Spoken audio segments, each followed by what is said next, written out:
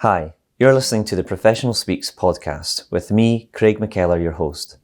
As an ex-Big Four auditor for 6 years, I now run a specialist recruitment consultancy called McKellar Consulting. Throughout this podcast, I speak to senior leaders from the professional services community, past, present and future. These leaders work in accounting and finance, audit, tax, corporate finance, consulting, legal and investments. In the comfort of their own office, I will be posing questions to our guests to gain insights from them across a variety of topics, including balancing work and life, mental health and mindset, risk-taking, and effective leadership. These insights will help us learn, be inspired, grow, and ultimately succeed in what we want to achieve in our careers. Here's what's coming up on today's episode. I can see why, to some people, as you were saying, that the PE model in terms of career progression will be beneficial because, I don't think there is often not the same appetite to risk as there once was for some people. And as long as you've got a good relationship with your private equity owner and you feel that you're still engaged and embedded in the process, then I think it can work really well. And actually for me, I see this as a new adventure. It's not something I expected in these latter years of my career to be working in this structure, and now I am actually. There's new opportunities, which as part of that leadership team, there are new opportunities for me personally, and I think for the firm as a whole, and it will give us that opportunity and launchpad for WBG to grow even bigger. So I think it's positive. In this episode, I am joined by Catherine McManus, who is tax partner and head of tax at accounting firm WBG, who are backed by private equity firm N4 Partners. Topics discussed include advice for public speaking at events, her journey to being a female leader, and a transition from working for an independent company to being private equity owned. So for listeners and viewers who don't know you, Catherine, you are head of tax at accounting group WBG, which was formerly Wiley & Bissett but acquired by private equity firm N4 Partners last year, was it? Yeah, well, that's about 18 months ago now, yeah. So thank you very much for coming on. Are you doing well today? I'm doing well. It's a lovely sunny day here, so that's always a good thing. Yeah. On a Monday morning. Good start to March. I always like to start off with guests just to ask a bit about your background, who you are, your upbringing, etc. So it'd be great to hear something like that. Yeah. So I come from a relatively simple background: mum, dad, big sister, and big brother. My brother was 11 years older than me and my sister is 8 years older than me, and I was affectionately called the golden child by my brother as a child because I was the youngest in the family. I was the first in my family to go down a university path, not just my immediate family but my wider family, because I was also the youngest grandchild, and although that was sort of an alien route to us, I was wholly supported by my family, which I was very, very grateful for. My dad instilled in me a very strong work ethic, which I hope I keep to this day. He worked in the steel industry, he was a plater. My mother worked in Tunnock's biscuit factory. And my dad always said to me, and still indeed says to me this day, you can be clever, you can be talented, but if you're not prepared to work hard, you'll get nowhere. So he always instilled in me that work ethic and encouraged me to read and try and achieve whatever I wanted to achieve. So really lovely upbringing in that sense, really supportive. Yeah, some good role models there as well, and particularly on, I guess, the hard graft, working hard and attitude, which is so important in today's world. Well, that's really helpful. Kind of moving into your career, it's always been in tax, it's always been professional services. Would you mind just saying a bit about your career journey? Yeah, so as I said, I was the first in my family to go down that university path, and I chose accountancy, not really knowing particularly what it was, to be honest with you, but chose that path anyway. Did an accountancy degree. Started off, when I started my degree, it was Glasgow Polytechnic and became Glasgow Cali by the time I graduated. And I think probably like a lot of people of my generation, because I'm 30 years in practice this year, I thought I was going to go into an audit path. I thought I was going to do CA. That was what I envisaged I would end up doing. But I sort of fell into tax because 30 years ago, rightly or wrongly, Glasgow Cali was just in its infancy, and a lot of those ICAS roles I think were reserved for people at more established universities, probably with better higher grades than me, if I'm honest. So I found that quite difficult, and I applied for a job in the Herald. I think Friday was accounting and finance day in the Herald back in the day. Don't know if it's still, I doubt it. And I applied for a job at EY at the time. And that was where I got my first role in trust, accounting and tax as a trainee. And I think I knew even then, having that on my CV, a big, as it was, Big Five then, would be beneficial. So I sort of took the role, not really knowing what it was and not really knowing what I was going into. But it took me down that tax path in the end. And I only spent a couple of years there, but I had the opportunity to do trust, accounting and tax, personal tax and corporate tax, which I think is quite rare in the big firms, getting that foundation across the various taxes. And I learned things in that role that I still hold dear. Never mind tax, technical, you can learn that along the way. It was more about managing my inbox, keeping to time, learning that things come in, pending out, that type of thing. And I really saw that as a great foundation. And from there, because I did have that opportunity to dig into the three aspects of tax, at the latter end of that 2-year tenure, I was in corporate tax, and I think I realised that I probably wanted a more mixed tax role across, just private client and corporate taxes, because I definitely lean more towards private client, but I like that interaction between the corporate and the business owner. So I sought out a mixed tax role, which I got at PKF as it was at the time, which became BDO in later years. And I spent, even to this day, that's the largest part of my career there, because I spent 18 years there before moving here in 2015 to Eileen Bissett, as it is now WBG. And that was there really that I progressed my career, realised I had a bit of ambition, finalised my exams. I did ATT and CTA in the exam at the end. So I did tax exams, I went down that route. And I sort of worked my way up through the grades there at PKS. But again, I left there in 2015, probably for similar reasons to leaving EY, in that by the time I left, it was a much bigger being. It was part of BDO, and I was in the corporate side of things as opposed to being in that mixed tax role. So that for me was the one thing I wanted to change and get back to that mixed tax role. So in 2014, I decided to take a bit of a chance and just move. I was going to move. I decided I was going to move regardless of whether I had a job or not. I was moving, and that was that. And I took the opportunity to try and find an alternative role that would give me that mixed role back, but also give me probably a more clear route to partnership, which I'd always been striving for.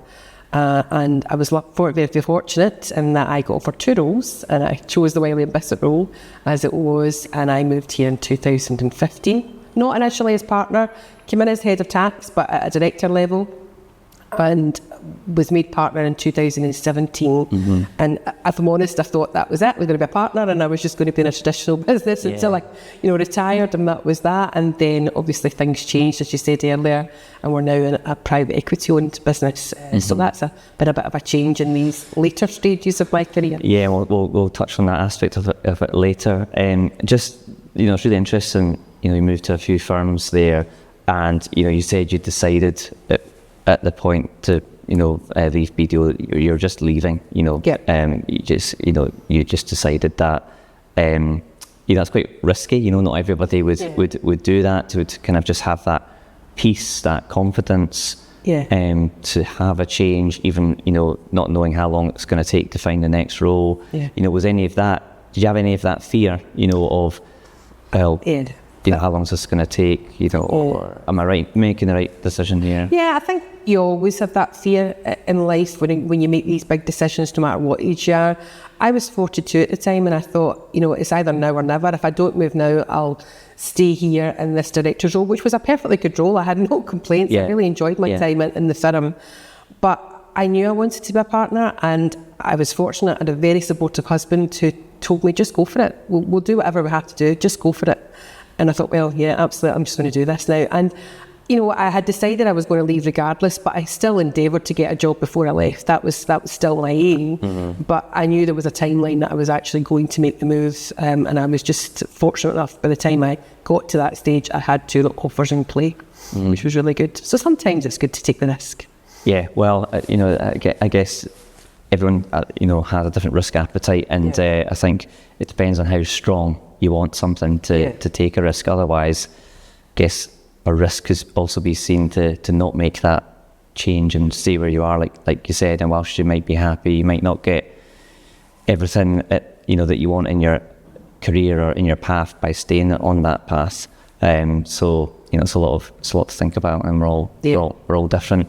A bit of a, maybe not the best segue, but on your career journey, doing the exams, we spoke about this before, but you were recognised as one of the 40 under 40 by the Tax Journal, and that was an award for that. And the reason I want to touch on it is because there are these tax awards and accounting awards, and through discussions I've had with other people, some people do think, oh, should I have gone for that in the past? Would that have helped me, etc. Can you just give some insight into that award in terms of entering it, winning it, and maybe how it helped going forward? Well, it seems so long ago now, but yeah, I'm not under 40, and it's been quite some time. At the time, PKF, as the firm was when I was there getting that award, they had decided to put a few candidates across the country up for the process, because it is a process. Mm-hmm. It's not as simple as someone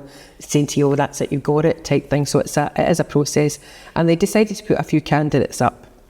The process involved them preparing an application. I had to obviously do some wording in that as well. We had to go through an interview process, and not everybody that the firm put up got into the sort of top 40, if you like. But I was fortunate enough to be one of them, and I think I was the only one in that year that was from Scotland, which was also a big thing at the time. And certainly it was, I suppose I didn't necessarily put myself up for it. The firm had decided we would go towards it, but it did help my career at the time. I did feel that we used it both from the firm's perspective and indeed from my perspective as a bit of leverage for some time in terms of publicity and promoting that piece. So I would encourage people to go for that type of thing if they can do, if they're given the opportunity, because it certainly gives you a bit of profile for a little period of time, just a short window, but it gives you that profile piece that perhaps you'd not got, or at a pivotal time in your career that you need. I found it quite beneficial at the time. Do you feel that it's quite, you can see tangible results in terms of maybe winning business, or would you say it's not so much for winning business, but it's maybe just an extra kind of accolade that you've got to show, to show your technical expertise? I think it's an extra accolade and something like maybe sometimes gets a phone call or whatever the case may be. At the end of the day, the responsibility for winning the work and taking the work on board is yours. People buy people. So you've got to convince people either way, and you have to have that service background and the technical expertise, or you won't be successful in any pitch. But I do think it does help if you have those sort of things behind you as well. So go for it. Yeah, okay, no, good advice. Now, I also know in your career you've done a lot of public speaking, at tax events, conferences, the annual budget, I think, conference as well. How did that side of your career come about? Was it a case of putting your hand up to get involved in these events? Were you, identified? How did that all start? So I was encouraged at PKF to do these types of things. The tax partner there did a regular budget conference, on which initially I was just involved in the technical input into it, because you had to do it overnight and things like that. And then he suggested that I get involved in actually doing part of the speaking, which was good. I did get some training, in terms of delivery and all that type of thing, and presenting to a room. And I started off fairly light touch, I would say, a good audience, if you know what I mean, and then built that up into larger groups. As you say, the budget breakfast that I used to do, I ended up being one of the principal hosts of that. And I also did events at conferences and seminars. I also did a little bit for the Law Society of Scotland as seminar work and lecture work back in the day in my spare time. So just sort of trying to get an audience that is friendly at first, and then developing your practice. It's like everything else, practice makes it a lot better. My partner, the partner at PKF, gave me a couple of key bits of advice, which I tell people to this day. Firstly, he said, just remember that nobody in the room knows what you're going to say. So if you make a mistake, you go off piece, you're not in order. Nobody in the room actually knows what you're going to say, so don't let it worry you, because you'll find your way back. And secondly, he made the point that, often you go to these things as the presenter, people there are coming to listen. They want to listen to you, they want to learn. Sometimes they're more knowledgeable than you, but often they're not, and they're there to learn. So, that they're going to embrace you regardless. So those two pieces of information and it's, tips, if you like, have helped me along the way when I've been doing those types of things. And, whether public speaking comes to people naturally or it doesn't, I think everyone gets a bit nervous before they do it. And, did it come naturally to you? Is it something you started off in school, started off at university? Or was it when you went into your career, if you think back? It was probably more my career, I would say. But what I would say on that was, when I was in my youth, I sang. I was in a choir. I was in choirs. I sang publicly. I was in a Gaelic choir when I was young. Can't remember any of it now, but I was in a Gaelic choir. So I sang publicly at mods. I did solos. I did duets and choir singing. So I think when you've come from a background where you've actually had to go and do a performance of any type, then that's all a presentation is, really, isn't it? It's just a performance of any type. So yeah, you get the nerves, of course you do, but that's positive, I think. And it as I say, nobody knows what you're going to say, so you just go on and do it. Yeah, and is that the advice you pass on to other people? Is there anything else maybe you would advise with people that are looking to do more public speaking? Some people go to the likes of Toastmasters or like you say, start off small with people that are familiar with. Is there anything else you might be able to pass on? I think if you can get some training on it, it's good. At WBG here, we have a programme for our new recruits and students and things like that, and it's a training programme, and they get to, as part of that process, they get the opportunity to learn presentation skills. It's one of the blocks that they do. They do presentation skills, they get to present to the group, and I think if you can get that early on in your career and then just build that up, that's probably the most beneficial thing. And do you think, as a tax advisor, and particularly people that are tax advisory, but it might actually be the case for tax compliance as well, thinking about it now, having presentation skills, that's needed? Yeah, it is needed, because you have to, tax is a complicated being, particularly when you're doing some of the advisory work. So you have to be able to present, a solution to a client in ways that they will understand. They're good at their part of the business, what they're doing, but they perhaps don't understand the tax intricacies. So you have to be able to present and do that type of work to get them, to convince them to go into perhaps a solution for them. Again, tax is quite a grey subject, and there's different opinions on it. So again, it's about conveying your opinion, what you think might be best for them. And I've spoken to people on this podcast before about how best to be an advisor, if you're in a client-facing role, and just like you said, having solutions, but also being able to articulate that, make it relevant for the, let's say, the business owner, is really important. Thinking about your, is it 30 years you said, career? Yes. So long. Most of it's been corporate tax and private client tax. You're saying this mixed tax role, where you're helping owners with their personal taxes and taxes of their business. Any kind of cases that maybe stand out, complex cases, or work that you just remember like that was different, or that was a big win for the client, or a big win for the firm you were working for? Yeah, I think from my perspective, tax planning in particular has to be bespoke to the person, so that's really, really important. As I think back on the cases that I've worked on, big wins, I suppose, is perhaps helping clients achieve their end goal quite often. So, they might not have a structure that's fit for purpose for an onward sale. So getting the structure right early on with them and working towards that onward sale, that's always a big win. I do recall at one stage in my career, we had a very large tax investigation case to be taken on board. We actually took it on from a small advisor who'd been dealing with it for the best part of 2 years, and to be honest, they were a bit overwhelmed. It had just grown arms and legs, and they weren't really getting anywhere with the Inspector of Taxes. So from that point of view, we took it on probably about year 2. Now, it took us the best part of another 2 and a bit years to get it over the line. It involved dispute resolution. There was various aspects to it. But I think that was a win. Even though there was a settlement at the end of the day with the Inland Revenue, it was a win because we helped the other advisor take it on, and we managed to get it to a concluded state at a settlement that was palatable to both sides. So for me, that was a big win, and a bit unusual because it was such a lengthy process. Most you can get across the line a lot earlier than that, obviously. So that was a big one that stands out if I think about it over the years. And you know, in the current climate as well, just with the recent budget, the new government, and are you? Is there? You don't have to say what they are, but are you finding that there's a lot of clients that are maybe needing some help with tax planning with the new tax year coming up? And yeah, well, we always look at things obviously in anticipation of the new tax year and towards a tax year end.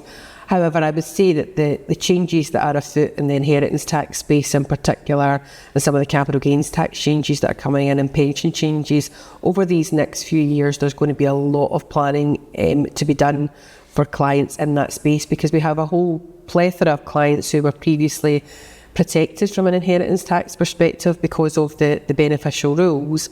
And now they're moving on to a situation where some of them could have excessive tax bills. Yeah, no. When I talk to tax advisors, I'm always interested to hear about complex cases. As I said, big wins, because I think some people, if you're not working in tax, or maybe you don't work alongside tax, you can have a view of it, and you could have any view of it. But I think it's such an important service line, in a professional services firm, to help companies not get to a point where they're not paying tax that they should be paying, but it's being smart, isn't it? And it's helping businesses, it's paying for the expertise of tax advisors to come and help, because it's not that you're looking to do something dodgy, you're looking to do things in the right way. And if you can save tax, claim tax back that you're entitled to that you didn't know about, then it can really be significant for, I guess, the survival of your business, and therefore survival of people's jobs. I think there's aspects of it that's so important. So, I'm always interested to hear about big wins. Yeah, I mean, it's always the figure that clients are most interested in, particularly in owner managed space. It's the figure in the accounts. They want to know what is it and how can I reduce it if possible. And as you say, within the parameters of the legislation, that's the key thing, isn't it? Yeah. So that and their own personal tax thereafter is really, really important to them. So sometimes it's supporting your other colleagues and what they're doing, but yeah, it's often the most important figure that people home in on. Yeah, definitely. Now, I guess in my job, recruiting and professional services, I'm always, looking every day, looking at what the latest topic is in the sector, and what's topical, what's important to be thinking about for the future. And quite recently, there's a report that the Big Four accountancy firms missed their targets on having female partners, and this it's definitely not to kind of bash the Big Four here, but I think the report obviously looks at them as market leaders because they're the biggest, firms in the sector. I mean, it feels like for a long time, those kind of targets have been met, and there's always a gender gap, in not just in accounting, but in other services.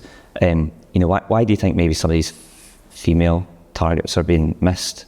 Yeah, I think first and foremost for the large organisations that are putting their head above the parapet and actually measuring these standards, then I think that's a good thing, to have the measurements and to hold themselves accountable thereon. However, I do think for me it's about the best person for the job. Gender, you shouldn't really come into it at the end of the day. It's about the best person for the job.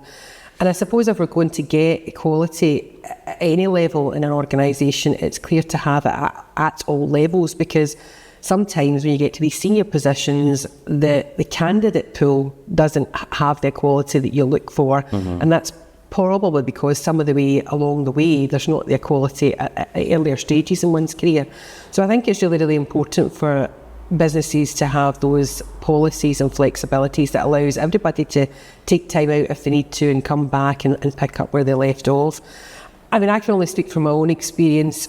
When I was at PKF, I took time out to have my children. I've got 2 children, and I took time out to have my children, and they were actually really, really supportive. I had an on-site nursery, which made a huge difference to me. I dropped my kids off in the morning, and I picked them up at night, and I was on hand if, not that I did pop down or anything, but I was on hand if they were sick or anything like that. It was all very close by, so I had that support. And on both occasions, my partner group were very supportive of me, because in both occasions I was in a managerial role, so in that sort of mid-management role, looking to progress, and they recruited an external person on both occasions for my maternity leave to cover my role. So they didn't try and absorb it in-house, they covered my role externally. So when I came back, I picked up where I left off. Now, did it take me a bit longer to get to where I wanted to be? Maybe, but that was my choice. I took the time out at the end of the day. So I think it's about having those policies and flexibility so that people can progress right throughout a career, and when you get to that senior level, the candidate pool is a much broader fit, and you can then pick the best person for the job. So it really is about the best person at the end of the day. Yeah, no, it's really interesting what you're saying, because I think succession planning, I see in some firms, starts maybe too high up the chain. Yeah. So when you get to maybe senior manager, then you're invested in properly to get to partner. But there could be plenty of people at the assistant manager or manager level who want partner one day, but maybe feel like they have to move to get on that path, because they're not invested in time. Now I understand businesses they can't put all the resources to everybody, and some people might leave and they want to stick to people that are more committed. I don't know what the reasons are, but it's food for thought. I would say, for firms to think about. Yeah. I mean, I've always felt that I could compete with my peer group. I've never felt that I couldn't along the way. But it is important to have that support. It definitely is, particularly if you want to take some time out for whatever reason. Mm-hmm. Now, you said you have a supportive partner, which is great. Because I always ask, how do you're in a senior role, a demanding role, client servicing role. Having work and life balance. How do you do that? How do you manage? Yeah, I do have a supportive partner. We've always sort of shared things pretty equally at home and, in life and generally. And I think as you go through life, sometimes, your role is more important for whatever reason, and sometimes it's another person in your life if you've got a partner or whatever. So we've always sort of shared those responsibilities and sort of been there for each other throughout the way. I think it's important that everybody sets a boundary as to what's important to them. So going back to my dad, he used to work 6 days a week and 2 or 3 nights a week late, but he always took a Saturday off because he played golf.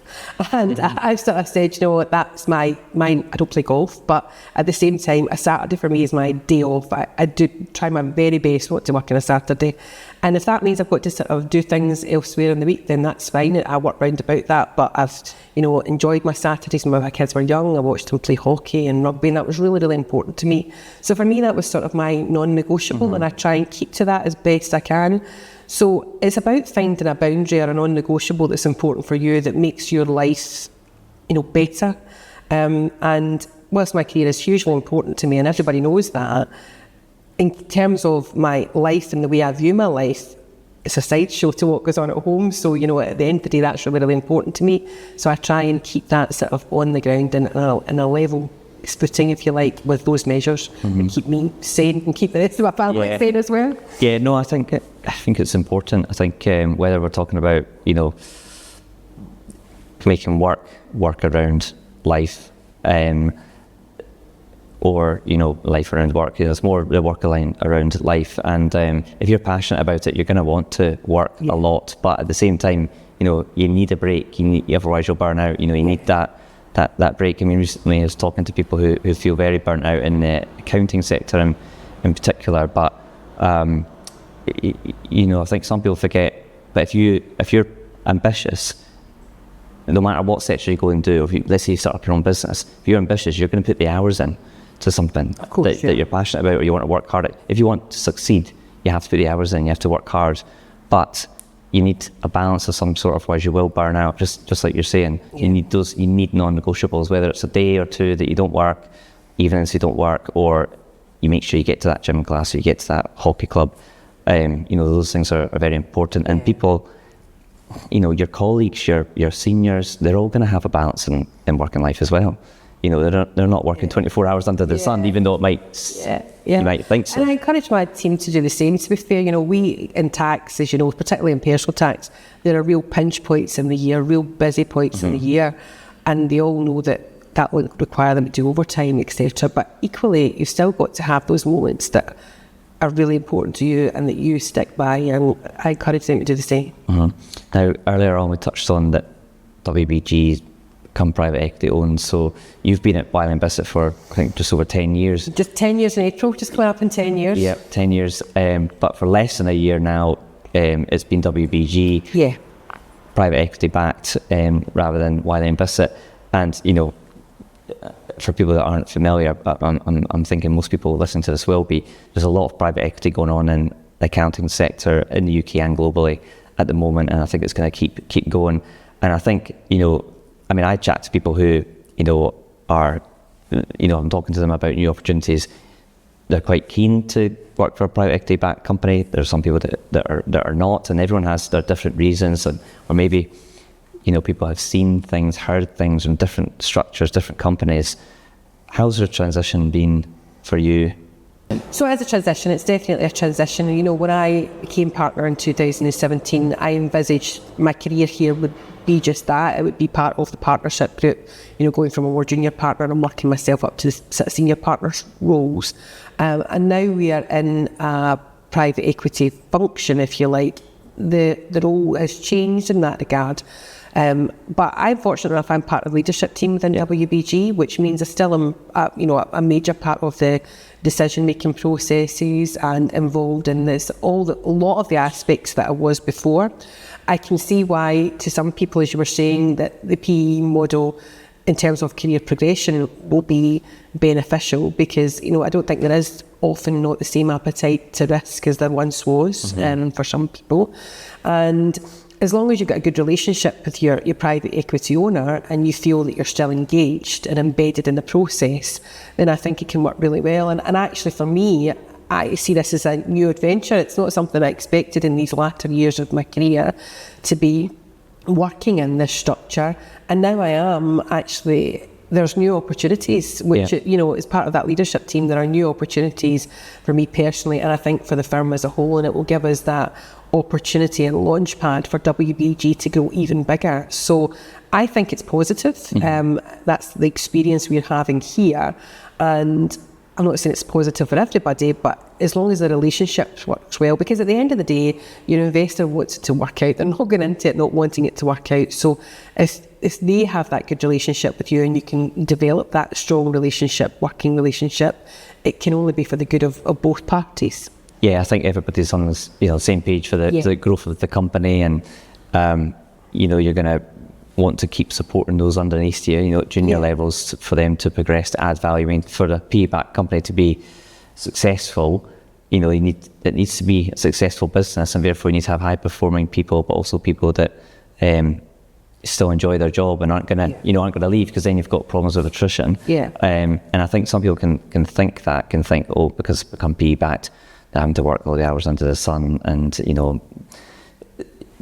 I've just heard some odd things. Yeah, I think you're pushed in a different way, and I think that, but again, I think that can be a positive thing, and I don't see it as a barrier for the people who are progressing within this business. I see it as a huge opportunity, particularly as we grow and develop, and look to acquire more businesses and grow in size and change some of the work that we're doing and get into different fields and things like that. So I actually think it's really an opportunity, and it should be seen as such. Yeah, no, I do.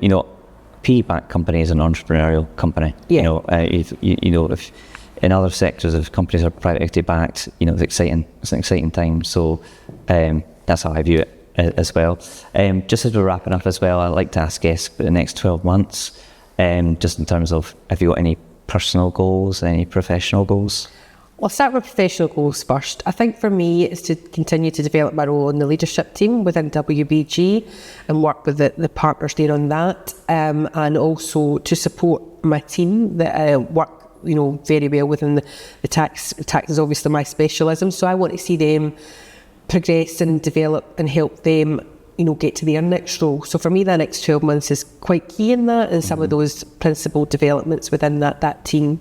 So that's sort of professional objectives. I am also 30 years married this year. Oh, congratulations. So I'm looking forward to celebrating that with my husband on a personal capacity, and my sister is 60 this year, so I'm going on my first ever cruise with her. Right. So those are things to look forward to in the next year, and that's it really, to be honest with you. Just liking life and liking my job. Excellent. No, well, thank you so much again for coming on. Thank you. Really appreciated you having you on the podcast. No problem. Thank you. Thanks. Thank you for listening to the Professional Speaks podcast. This podcast was produced by Springwood Studio Productions. Remember, you can watch the episode recording on our YouTube channel, and if you can, please do subscribe and share with all of your friends. The more people who listen to this, the more guests we can have on to share, so that you can learn, be inspired, grow, and ultimately succeed in what you want to achieve in your career. Please also contact me if you have any feedback on this episode. I'd love to hear from you.